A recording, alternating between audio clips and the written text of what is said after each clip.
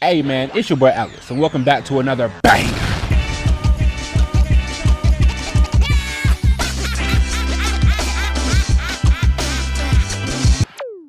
Today, we are continuing the One Piece series, and in this video, we will be covering part of the Alabasta saga, where the Straw Hats will attempt to save the Alabasta Kingdom and defeat Crocodile once and for all. So if you have not yet seen episodes 123 through 126 of One Piece, spoiler warnings ahead. And without further ado, it's time to get unhinged. So we start off with Luffy and Crocodile going at it. And unfortunately for Luffy, he's fighting a man that can control sand in the middle of the desert. And as Luffy is trying to catch his breath, Crocodile teleports to him and grabs his neck. But using the water he stored up in his body, he shoots it at Crocodile. But he misses terribly. And I know you've been getting beat up for the past few episodes, but this is point blank range. But it gets worse because Crocodile proceeds to suck this man's body dry. Hold on, major pause. But anyways, when Crocodile releases him, he just flutters down to the ground. And in this moment, the Straw Hats only have 6 minutes to disarm the bomb that threatens the kingdom. And after Crocodile teleports away, Luffy's water attack that he attempted earlier comes back down and splashes him in the face. And when he wakes back up, Crocodile is nowhere to be found. We then cut to Miss All Sunday, also known as Nico Robin, who has captured King Cobra and brought him to the royal tomb in search for the poneglyph. And when she asks him to show her the way, King Cobra pushes a nearby statue and unveils a hidden staircase. And when they make their way to the bottom, King Cobra guides her to the back, where she opens the doors and walks inside. We then cut to Tashigi and her crew, who were packed up by Robin earlier, but standing before her now is one of the 7 warlords himself, Crocodile. But this man literally didn't want anything. He showed up, talked, and then walked away laughing. Me personally, I wouldn't let that slide. Meanwhile, the rest of the Straw Hats are fighting for their lives to find this cannon before the time runs out, and they have no idea where they're going or what they're doing. Usopp's trying to channel his inner Crocodile, Chopper and Nami are stressed out, and Sanji's over here breaking through walls. And every second counts because the clock is ticking. But now we cut back to Tashigi again, who is currently being confronted by Luffy. But lucky for her, he's just looking for Crocodile. And when she points towards the temple, he runs off to find him. But while he's looking for him, the damage that Crocodile did to him forces him to stumble and fall to the ground. And as he lies there, we cut back to Robin and King Cobra standing in front of the poneglyph. And as she's reading it, Crocodile pulls up. He tells her to read it out loud. And when she starts reading off historical facts, he starts to get pissed off. He said, "I don't care about this desert's history. Where is the ancient weapon? Where is Pluton?" And Robin tells him it is not on here. She says that the poneglyph only contains historical knowledge and nothing more. And even King Cobra is surprised to hear this. And Crocodile says, "Oh, it's not here? Bet, I'ma just kill you then." Because he does not believe her in the slightest. But before he can attack her, Robin throws water at him and attempts to stab him. But he teleports behind her and stabs her in the back. And as she falls to the ground, the royal tomb begins to shake. And this is when King Cobra tells Crocodile that the tomb is about to collapse and they're not getting out of here alive. And with the clock still ticking, we cut to Vivi running, busting out of her shoes and falling on the ground. This is quite literally the worst time ever to bust out of your shoes. But while she's on the ground, she has an epiphany as she now has an idea of where the bomb is hidden. So she grabs Usopp by the nose and gets him to signal to the rest of the crew. And as everyone observes the signal, this man Zoro is nowhere near where he's supposed to be. But what's new?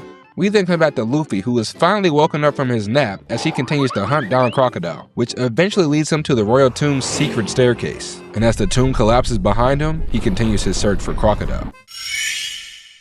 Back near the square, Vivi deduced that the cannon must be hidden in the clock tower. So as they head in that direction, Usopp leaves a message in the ground for the rest of the crew to follow, but they're quickly intercepted by members of Baruch Works. And in order to get past them, Usopp pulls out a miniature board and begins to claw at it. And as the members of Baruch Works are distracted by the unsettling sound, Usopp and Vivi continue towards the clock tower. We then cut back to Luffy, who's still running through the collapsed tomb in search for Crocodile. And soon enough, he eventually finds him. And Crocodile is sick and tired of seeing this.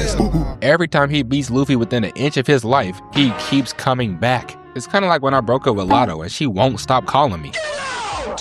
Anyways, Luffy tells Crocodile to give the land back to Vivi's people. And Crocodile was like, no. So Luffy runs up to Crocodile and kicks him in the face into a wall. And Crocodile gets up confused like, this man don't have any water. So how did he just hit me? And Luffy follows that up with another punch to the face into the same wall. And this is when Crocodile realizes that he's not using water. He's using blood. and with his main defense taken away from him, he unveils his poisonous hook as him and Luffy prepare for their final battle.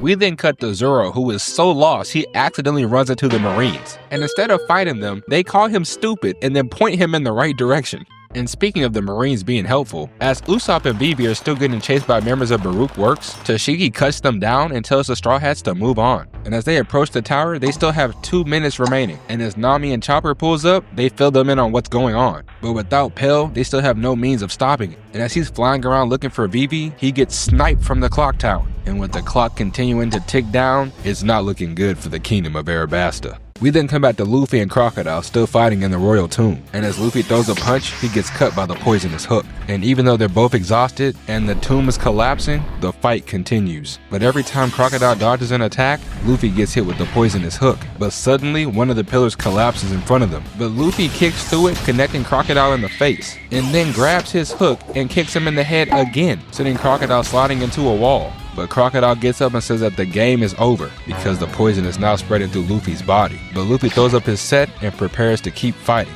We then come back to the clock tower, where the Straw Hats are stressed about how they're going to get to the top of the tower on time. Mind you, they're still in the middle of a war between the Baruch Work agents and the Alabasta resistance. And as they make their way to the bottom of the stairs, Sanji yells down at them from high in the clock tower. And when he asks them what to do, Usopp tells him to make his way to the top and take out the bomber. When suddenly, Zoro yells out from even higher in the clock tower. And as they're about to make their way up, the clock opens up and the cannon is revealed. And with only 30 seconds remaining, standing in front of the cannon is Miss Father's Day and Mr. 7.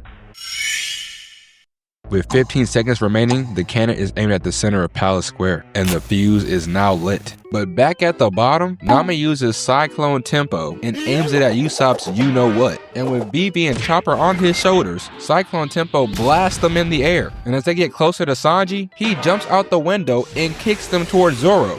Hey, where did Usopp go? Yeah, that makes sense. And now with 10 seconds remaining, they make their way to Zoro, who jumps off the ledge and attempts to boost them up using his swords. But Mr. 7 and Miss Father's Day notice them and point their guns down at them. And as they shoot down, Zoro boosts up Chopper and Vivi. And the bullets miss them, but they hit Zoro. So Chopper changes forms and launches Vivi to the very top. And when they shoot again, Chopper changes back, narrowly dodging the bullets. And with 3 seconds remaining, Vivi falls from above and uses her peacock string. And with 2 seconds left, she makes it to the top of the tower, smacks them off, and dashes towards the cannon. And with 1 second remaining and the clock ticking down, she cuts the fuse just in time. So now, the Straw Hats are waiting at the bottom, anxiously waiting for a sign from Vivi. But she emerges with distress on her face, yelling out that the bomb is on a timer, and if they don't do something soon, it's gonna explode. Meanwhile, Luffy has succumbed to the poison, as Crocodile tells King Cobra about the time bomb, stating that even if the cannonball doesn't shoot out, it's still big enough to cause enough damage from right where it is, at the top of the clock tower, where Vivi and the bomb are face to face. And as the war continues and the clock ticks down, all hope seems to be lost. And as Vivi screams out, Pell appears behind her, followed by a rush of memories of him from her childhood. And as we cut back to present day, Pell tells Vivi that he's proud of her, as he grabs the ticking bomb and soars towards the sky. And a few moments later, the ticking stops and the bomb explodes, as Pell uses his final moments to sacrifice himself and save his kingdom. Back on the ground, everyone is still in shock from what just occurred. But after a brief moment of silence, the battle continues, and Vivi's cry for a ceasefire is drowned out by the sound of warfare. We then come back to the royal tomb where Crocodile stands tall over Luffy's limp body, as he laughs maniacally, claiming victory over Alabasta.